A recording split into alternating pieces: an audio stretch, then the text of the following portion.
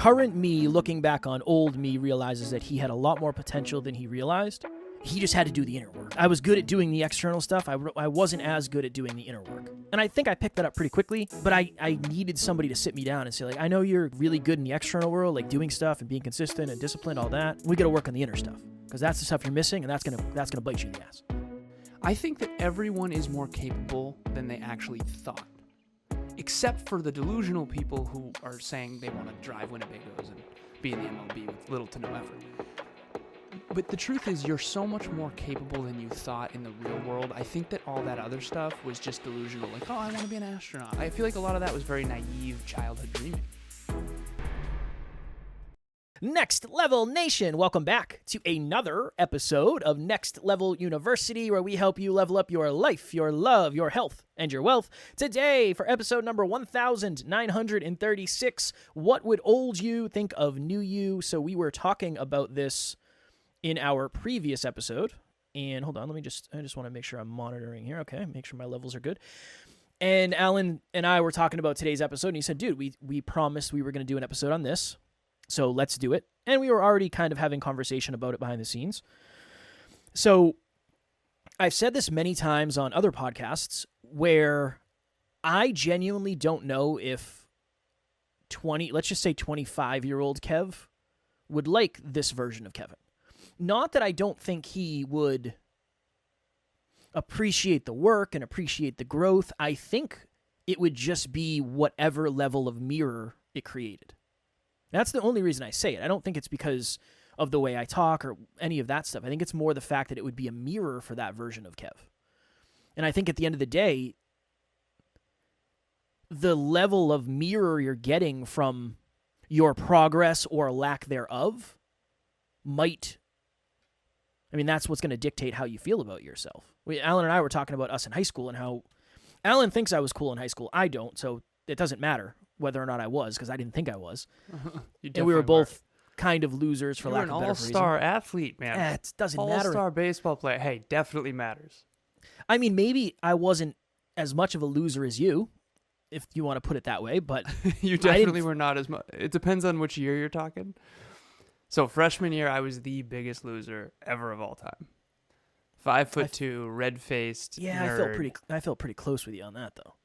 Really? I guess senior year was probably better, but I still, dude, one of my deep-seated fears was going to lunch and none of my friends being there and me having to sit alone. Like, that was I couldn't just roll up to any table and sit down. It's not like that. It wasn't like that. I'm so grateful we can have this conversation because obviously Kevin and I are big fans of learning and reflecting. Knowledge plus experience plus reflection equals wisdom. And I get to talk to Kev about high school and stuff, and it's so cool to reflect back. My question to start this off is, how different is what you thought in high school versus what really is? That is mind-blowing. Everything's different. Yeah. I thought at the time everybody had everything figured out. So I thought my mom had everything figured out. I thought doctors had everything figured out. I thought teachers had everything figured out. I thought people had everything figured out. And the truth of the matter is they have their thing way more figured out than I do. But outside of that, you don't really know. I mean, how many people are an expert in finance, but their relationships are just shit? Yeah. That's why we do the podcast the way we do, because I've been in really good shape and my mental health has been garbage. And I've been really broke, but in really good shape. And I've been crushing it financially, but my relationships were in the toilet, or my mental health was in the toilet. So I think that's probably the thing that jumps off the page the most for me. Well, in high school, I thought you were likable, popular, definitely in better shape than other people. You were one of the athletes. I always thought in high school, and this is, of course, from my nerdy frame, like I was straight A student, study, that kind of kid. Everyone's known for something in high school. I was known as one of the smart kids. And all the faculty and stuff, I remember my neighbors and my friends, they would get in trouble. I would never get in trouble. because I was one of the smart kids. And the teachers loved the smart kids. So the teachers, not all of them, but a lot of them kind of knew me. The guy who gave detentions, Mr. Davis or whatever, like he would never give me a detention. He's like, "You're good, Alan." I was like one of the promising, quote unquote, one of the promising kids. And the athletes, and again, this is just from the nerd frame. And the reason why this is coming up is because Kevin and I have been having a lot of conversations. We're in our mid-30s now. I also just watched a movie called X2, X-Men. It's the second movie from 2003. And I saw that when I was 13 years old. And watching it now, this is a way deeper movie than I thought. This is awesome. Back then it was just, Wolverine and claws and this is awesome.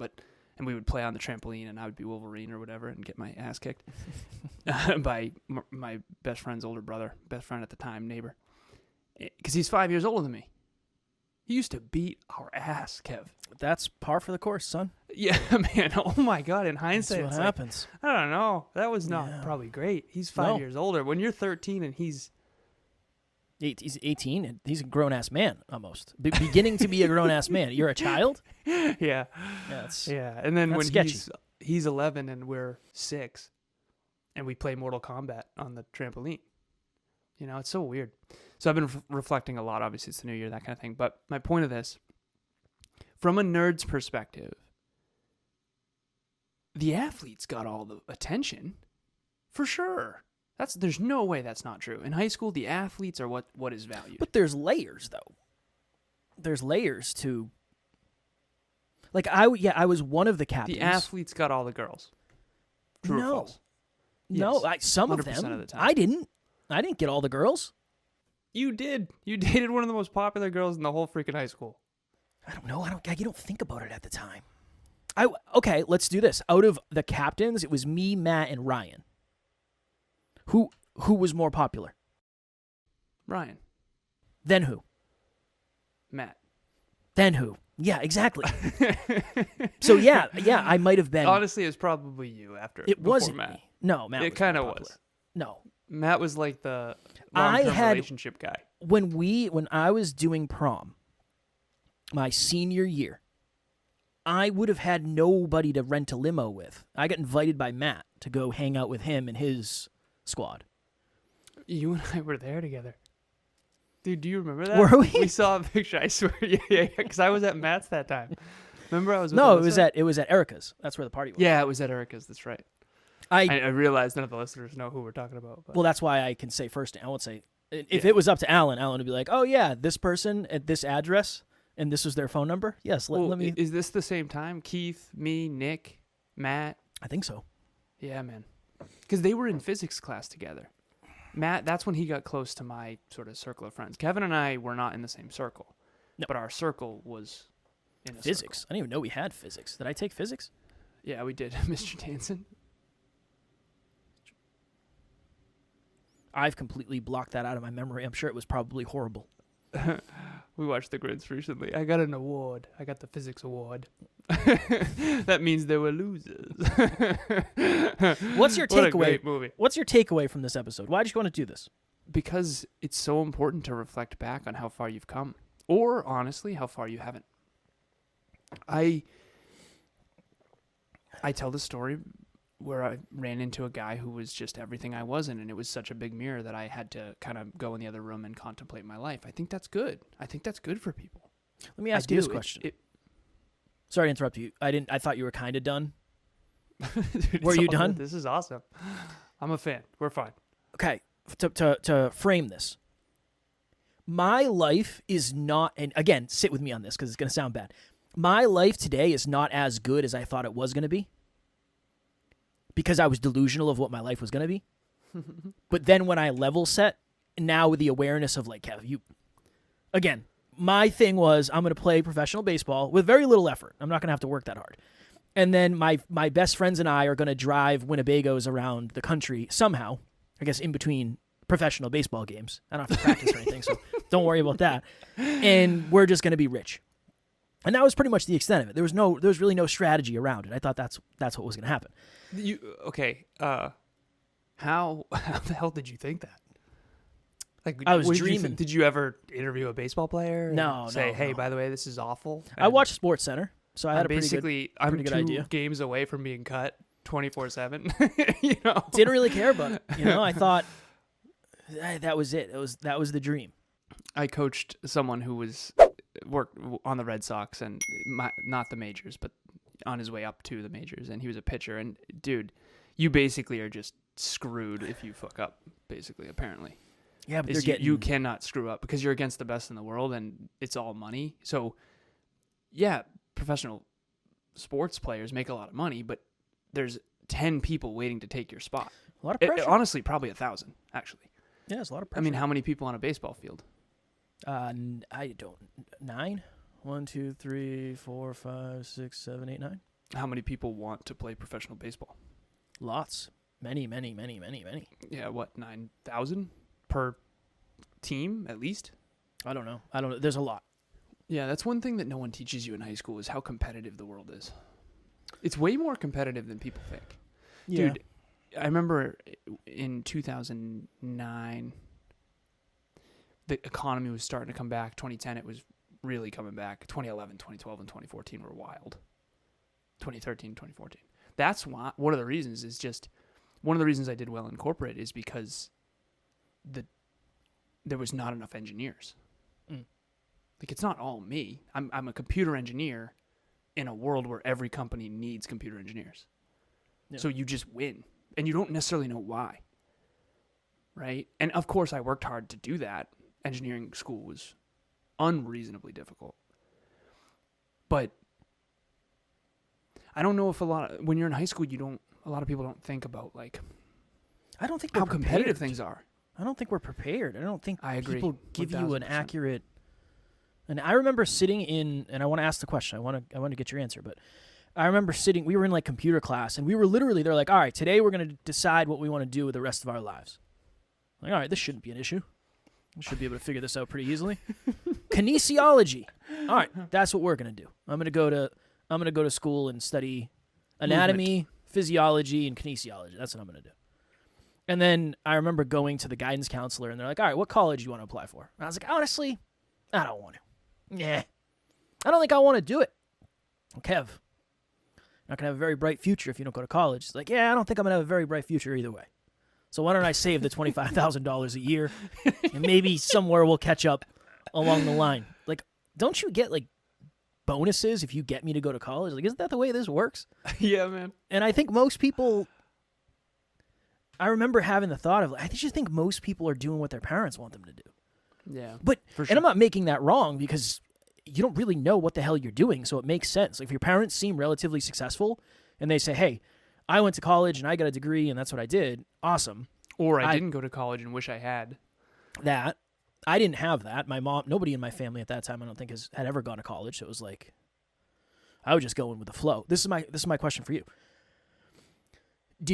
Is your life better today than you thought it was going to be? Because I know you had very big aspirations, probably Yes. not as wild as mine. In terms of, like, you actually had the capabilities to be a CEO of a big company. Mine were kind of wild. So yeah. Yes, why? Can you I don't know figure if it I out? ever- I'm going to send you some freaking tea. I know. Down to the... It's only because I woke up not long ago. I did sleep in. I need to get good. I got an 84 sleep score. I apologize. No, that's okay. My throat, man. I talk all freaking day, and then I'll I get you go some- to the gym, and then I eat a huge freaking meal, and then Get I you some sleep. tea. Little tea with some honey. Nah, man, not for me. No. We have a tea machine. Emilia makes tea every morning. I just don't want to do it. Dude, I literally was from out of bed into this office within a half an hour of waking up. Whoa. Yeah, I slept in. Well, sometimes I got a 66 sleep score today, so I'm dragging ass. It's not good. So I don't know if I've shared this before, but essentially I had many different roads I was going to take. Many different dreams, tons of goals and dreams. But the two main ones that were practical that I really intended on were either going to be lawyer, politician, president, or it was going to be engineer, MBA, CEO. I used to argue who was smarter, Steve Jobs or Bill Gates, and I wanted to be like Steve Jobs. When I was very young, it was more Bill Gates. And then eventually it was like, you know what? I think I'm going to go with Steve. He knew more about people. And to answer your question, my life is significantly better than I thought it would be in every way except for even with the lack of understanding of what life would have been like if you did do that. Yeah. I don't think I had a huge lack of understanding. Yeah, that's fair. It's so weird too, because when I look back, I was so ignorant, but I also realized I wasn't. It's so fascinating. When at Next Level Hope Foundation, we talked to a young man named Will. Will is, I think, 18. He's doing very well for himself. I mean, and I have this moment where it's like, your work ethic, you're asking me questions, and you make a lot of money already. And he has, like, grinds. Dude's working full-time, making more money than most adults. Just keep it up, man. Yeah. And I know why he's winning, because you know how hard it is to find people who are willing to grind? It's very hard to find people who don't complain, who grind.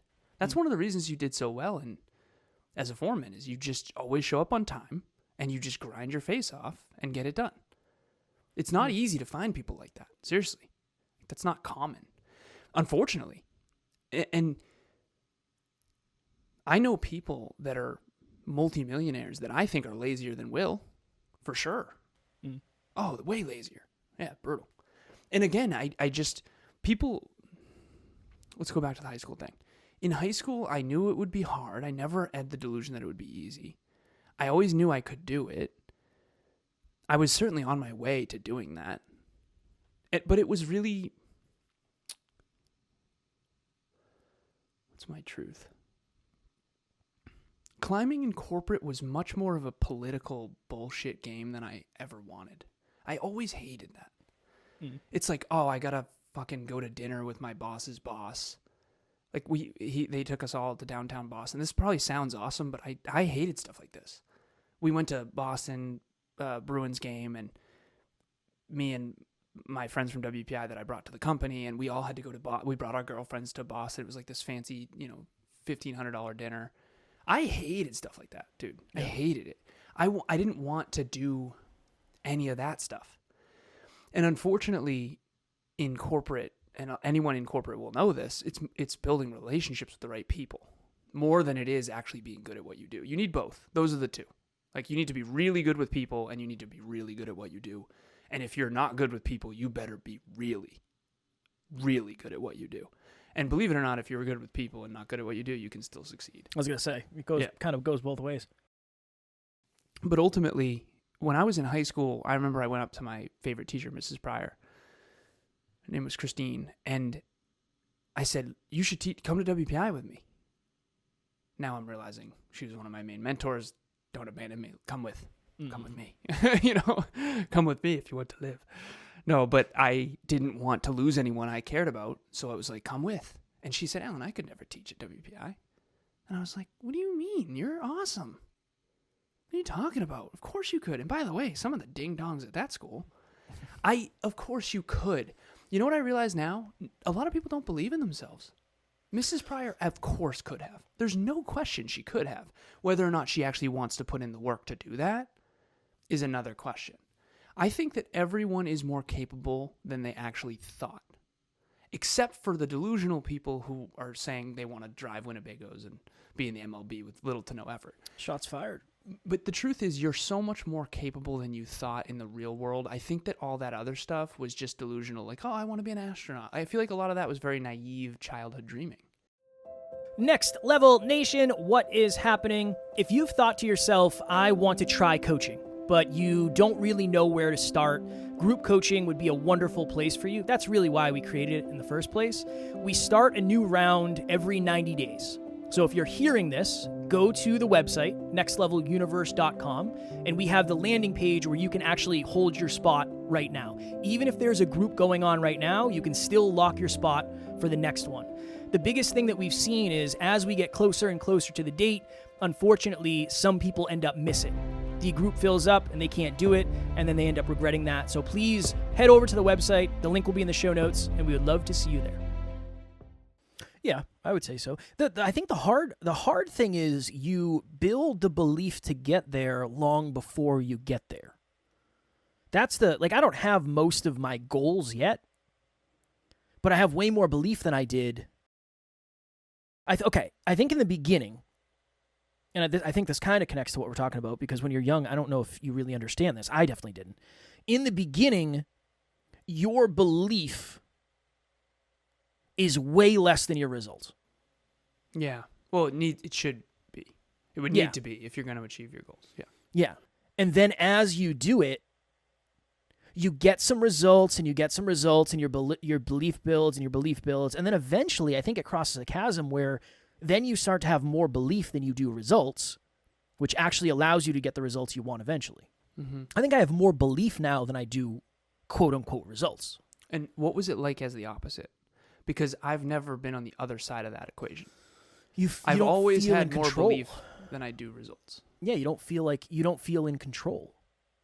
It's we've used this analogy before. When somebody really starts to build confidence and they start to build self-worth and they start believing in themselves, it's a tool that they don't know how to use yet. And it makes a mess. It gets on people because you don't feel like you're in control of it yet. It's not part of you yet. It's not part of who you are. It's not embedded in who you are. I think that's probably the best way to explain it. So I think you're a car with a lot of horsepower, but you're a new driver.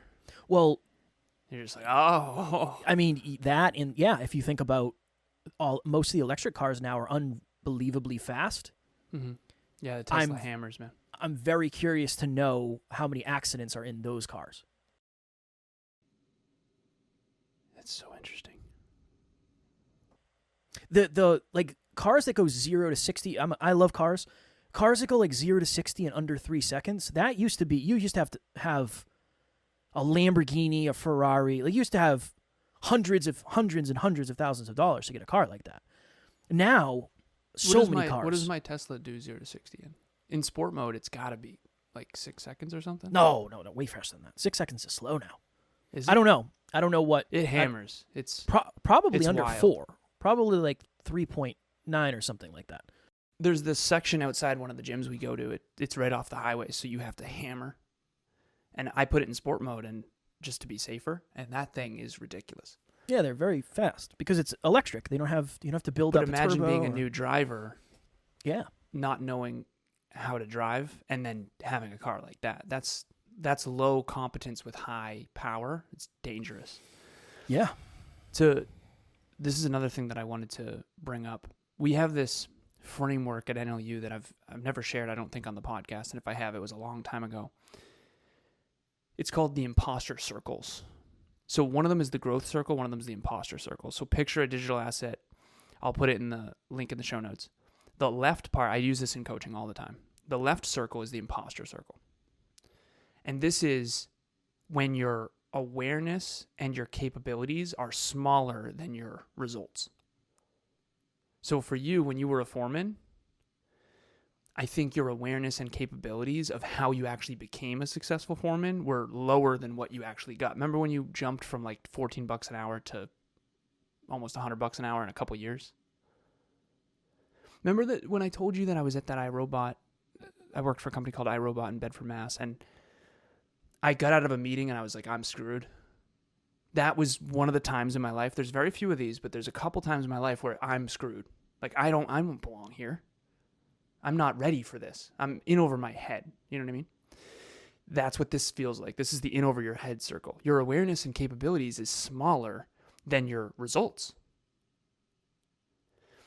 The other circle is called the growth circle. This is the one that I try to get my clients in and stay in, even though it feels worse. It feels worse on the micro, but better on the macro. You feel more in control. It's like someone who has a slow car but really knows how to drive it versus the Tesla that goes 0 to 60 in 4 seconds, but you never drove before. It's like, this is too much for me. I'm gonna crash probably. So the growth circle is your results are tiny, but your awareness and capabilities are huge. That's the circle you're in now.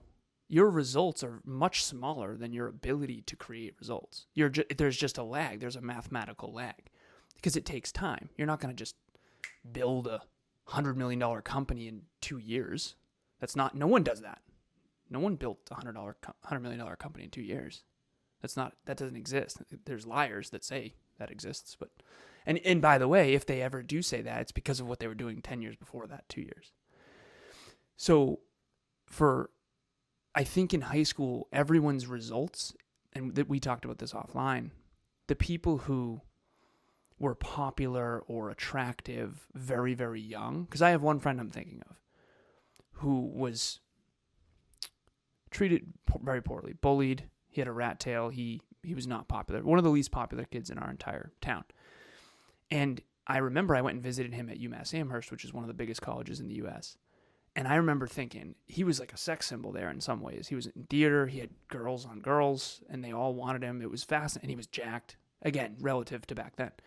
And I remember thinking, in Uxbridge, everyone nexts you in their mind. None of the girls wanted him in Uxbridge. But at UMass Amherst, I remember to a Halloween party, it was like he was a Guitar Hero, and he had his shirt off, and he had like a guitar and all that, yeah, and the hair going. And I was just like, how weird is this? And this is back in my contemplation days of like, how did he become like so popular here when he was like the biggest loser in our town? And I started thinking, like, perception's weird. Everyone in our town thinks you're a loser and like doesn't want anything to do with you. And now you're this, that must have gone to his head a little. I remember he had the hottest girlfriend, at the school, one of them, and this whole thing. And when you're a young boy, I'm just contemplating how this is even possible because I felt like a loser too. And ultimately, my point of all this is that when you're in high school, you have no freaking clue what life's going to be for you. Because my career went the way I intended, but nothing else did. So my awareness in career, I guess, was high. Because your awareness is high when you can predict the future. That's my truth. If you can predict the future, your awareness is high. When you can't, and it's like, oh, how the hell did that happen? It means you didn't know something. You're missing something. That's why whenever I didn't know something, I'm always asking, what the hell was I missing? My relationships didn't go nearly as well as I'd hoped. I thought I'd get married and I'd be in love and that would all work fine. And that eventually happened, but it took me 30 years. So my career went exactly how I hoped, in some ways even better than I hoped. But relationships? Absolutely not. Friendships? Hell no. This is like atrociously worse than I thought. Because I just didn't know. I didn't understand myself and people as well as I understood maybe career. Fitness for me was that. Fitness went pretty much the way I wanted it to go. Yeah. And then when I got that job, finances went the way I wanted them to go. I think that's why it was so jarring to have my quarter-life crisis at 26, is because I kind of accomplished everything I wanted and realized that I'm just miserable. And that was like the straw that broke the camel's back. It was the key that I thought was going to open the final door. So I think that's a really big piece of it. Is I was in really good shape. And when I tell my story, I say my girlfriend was a model. I was making a ton of money, and I literally was in the best shape I will ever be, and I'm never going to be in that shape again because I'm not willing to suffer as much as I did. You could put me in magazines. I was in really, really, really, I looked really good. I wasn't. I felt terrible. My body was destroyed, and I wasn't sleeping, and it was terrible. But Jack, from the outside looking in, I had all the things you could ever want. So at that point in my life actually kind of turned out better than I expected it to. And that's weird. And then we went way past zero to start this whole thing. And then now my life is way better than I thought it would be with the awareness of how life really works. Weird. Yeah, it is. It is. It's weird. The sun is beaming in. All right, we got to hop because you got to call. I know we got to hop real quick just to wrap this up. What's your closing What would statement? old you think of new you? One sentence. And then what does new you think of old you? Well, old me would think of new me. And we want everyone contemplating this for themselves, Yes. by the way. This is not about us. I'll start about us. I'll start the second one. Current me, looking back on old me, realizes that he had a lot more potential than he realized. he just had to do the inner work. I was good at doing the external stuff. I wasn't as good at doing the inner work. And I think I picked that up pretty quickly. But I needed somebody to sit me down and say, like, I know you're really good in the external world, like doing stuff and being consistent and disciplined, all that. We got to work on the inner stuff because that's the stuff you're missing, and that's gonna bite you in the ass. That's what this version would say to that version. And then I don't know. I unfortunately I think that I'm not sure. I aspire to get to the place where I communicate well enough and I hold the balance of humility and aspiration and all that well enough where 25-year-old Kev would be like, hell yeah. Not 25-year-old, high school Kev. High school Kev. I always just say 10 years ago. Same concept. That version of Kev would look and say, good for you, man. Like, you accomplished a lot externally, but more importantly, you worked on yourself internally. I'm proud of you for that, and I think that's something to aspire to. But only if I knew him behind the scenes. If I could, like, sit him down and be like, dude, like, I know my life's, like, really good off the microphone. Behind the scenes, my life's really, it's actually good. I'm not lying. I'm not just making that up. Like, my life, my gratitude to Taryn last night would old you think that it wasn't? Do people think that our life is bad behind the scenes? I don't know. I just don't know. I question a lot of things now when people, their life seems a certain way. Like, this is only. Would high school Kev think you and I are full of it?